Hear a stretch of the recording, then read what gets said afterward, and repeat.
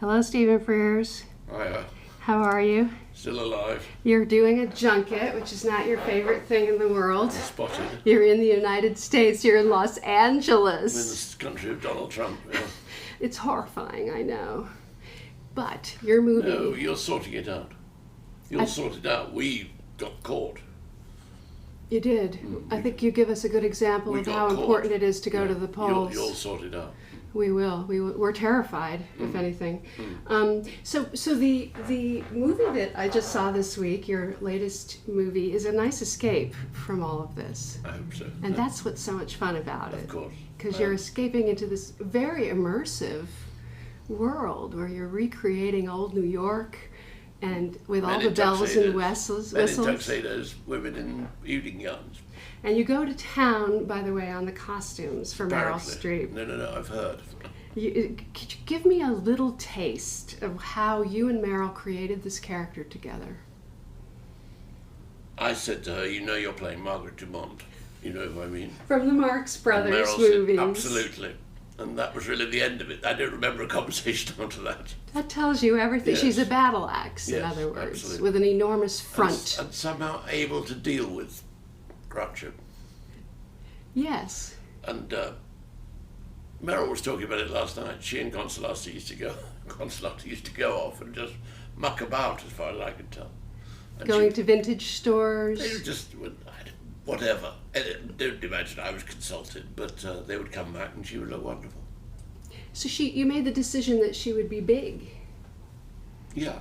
as opposed to any vanity there. I mean, you Yes. went right close up Now on you- her wrinkles and everything else. Is that right? Now you say it. I mean, I guess Florence was big, yes. So, yes, Margaret Dumont was big. Well, Meryl must have been wearing She was wearing a fat suit. yeah. Yeah, because some of those dresses hug her nicely. It was her first mother-in-law part. Oh God, I've been so dreadful. Well, it's a refreshing thing to see a woman of a certain age with a younger husband by a Yes. decade. So Hugh Grant, was he easy or hard to persuade to come on board? Hugh, Yes. I sent him the script. He wrote back saying, "I hate everything, but this is wonderful." He doesn't do much. Yes, no, that's right. But he wasn't hard to persuade. No. He was great. He was as good as he's ever been. Wonderful, wonderful. He's a wonderful man. He drives you mad, but he's wonderful. How does he drive you Because mad? he's very, very neurotic. And as he said himself last week, he was having a baby a week at the time. But he's a wonderful, and very, very clever and conscientious and everything. He spent his life trying to pretend he isn't. So for you, what was the fun aspect of this? The comedic element of the singing is what struck me. Yeah. And how you have to walk over. Only Meryl could have pulled this off, where she's not making fun of the character Meryl was at the very, same very time. insistent on that. So that's a delicate line to walk in but- this situation. That was the job, really. Many takes, many discussions of, in other words, even in the singing itself, that had to be choreographed, almost with an eye for comedy. Yes, but she's good at that, and she can do all that stuff. I mean, she's a very, very good actress. I mean, it's not very difficult. She knows how to do it. So I would give her most of the credit.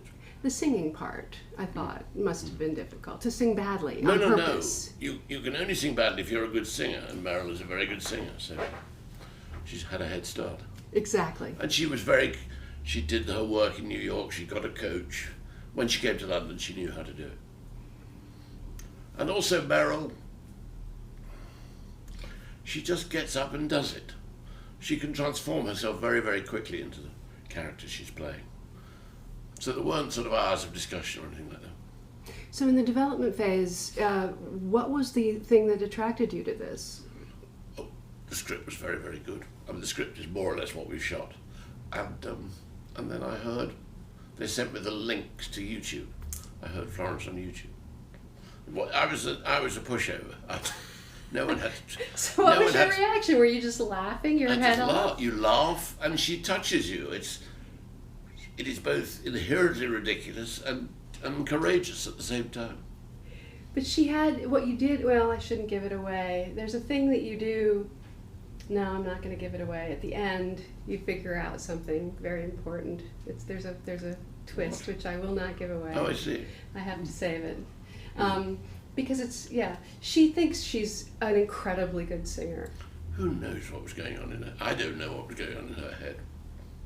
Well, Meryl figured it out somehow. Yes. Yes. But there was a lot of stuff to look at and real research. Did you go back and go through all the real material and try to figure out? There isn't any. I mean, there's a documentary about Florence. There's not much else.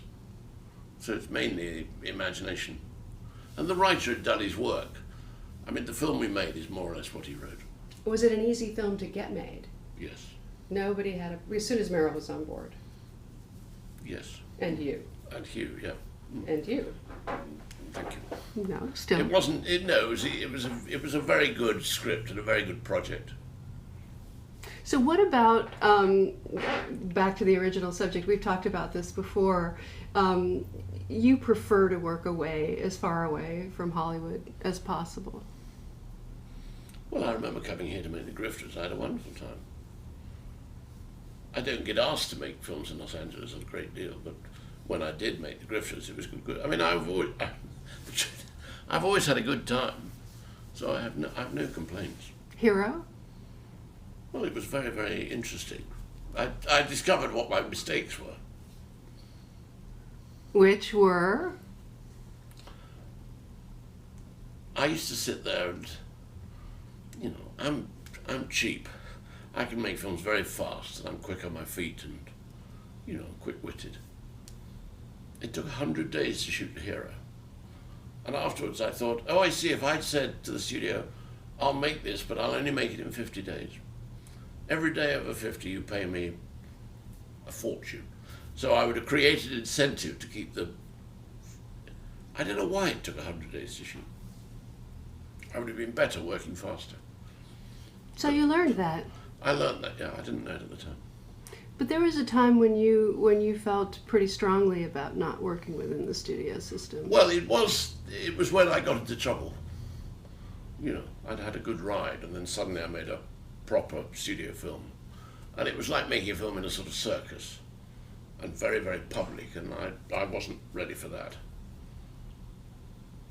And it was more money than I'd ever spent, and I wasn't ready for that. And then the truth is, I discovered that I was much more independent than I realized.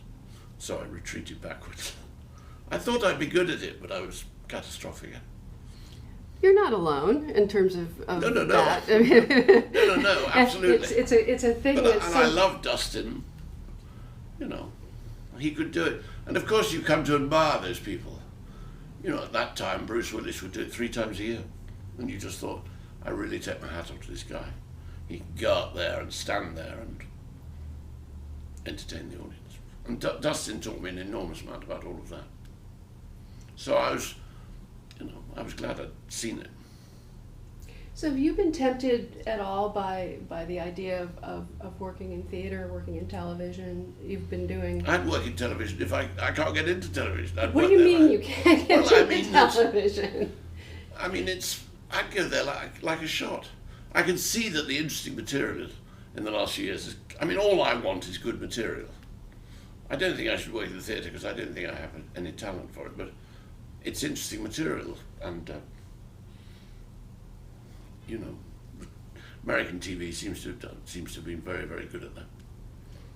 They haven't been approaching you on anything, I would imagine. No, nobody else. They should. They didn't ask me to do Breaking Bad or The Mad Men or They probably think you're above it. No. A friend of mine. He said, "Oh, I'm part of a group writing Purity in 20 episodes."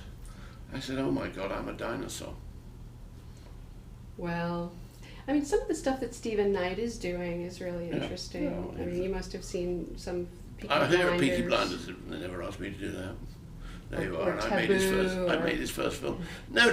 Well, that seems to be where the good stuff is, and everyone talks to me about cable. Right. Exactly. So what have you got coming up? What are you working on now? I'm even more like a dinosaur. I'm going to make a film with Judi Dench. in what I now call the Queen Victoria genre. I'm making a genre film the Queen genre with which you are familiar. about Queen Victoria, who late in life became obsessed with an Indian servant. And I thought, oh, maybe one should approach it as a genre film. That's a rather good idea. A thriller. No, it's not a thriller. No, but it's very, very good script and very witty. Who wrote it? A chap called Lee Hall, who wrote Billy Elliot. Well, he's wonderful. Yes, no, he's wonderful. So this was all British. Yeah. The money and everything. Yeah. Yeah. Well, I think so. Maybe it's American money. So Judi Dench is someone you've worked with before? Many, many times. In fact, I think she and I say we've worked more with each other than with anybody else. So, yeah. From when she was very young? No. No, I picked her up in middle age. Younger than she is now. Yeah, younger than she is now. Yeah. Now, remind us of some of the stuff you've done together. Well, the first he did was a television film in which he played the nurse while two men died. And that was terrific. And then I made a film about the fall of Saigon with her. And then I made Mrs. Henderson with her. And then I made Philomena with her. So I've had a good run. Philomena was great. It's extraordinary. This generation of great actresses in Britain, Judy, Maggie Smith, Vanessa, Helen's a bit younger. I mean, women of such skill and tenacity and strength. Who are marquee draws. Yes, no. It's shockingly. So I'm off to make a film with them. It's a smart way to go. Smart way to go. So the question I have left for you on Florence Henderson is, what was the most difficult aspect of it? What was the real challenge for you? What was the painful stuff to do? Well, I don't, in all honesty, remember a lot of pain. It was very, very good script. Carnegie Hall? No. You just filled it up with built people. It. We had 5 cameras. The actors knew what they were doing. You just did it. Well, I don't remember it being particularly difficult. It was like making an old studio film. You know, you went to work and did it. And it was very, very nice. What kind of camera did you use? I think it was a Red. Not very good on all of that. So digital is your friend. Well, that's what you now shoot on. I mean, I'm not precious enough to say, oh, I'll only shoot 35. I would laugh at myself for saying it. And digital is very, very fast. And you can do it over and over and over. Well, you don't have to pay for the film stock now. When you do a movie like this, how many takes do you usually go for? I have no idea. I mean, I sort of do it till it's right. You know, people like me we direct really with our ears. John Huston used to turn his back. You could hear it. Wilder could obviously hear it.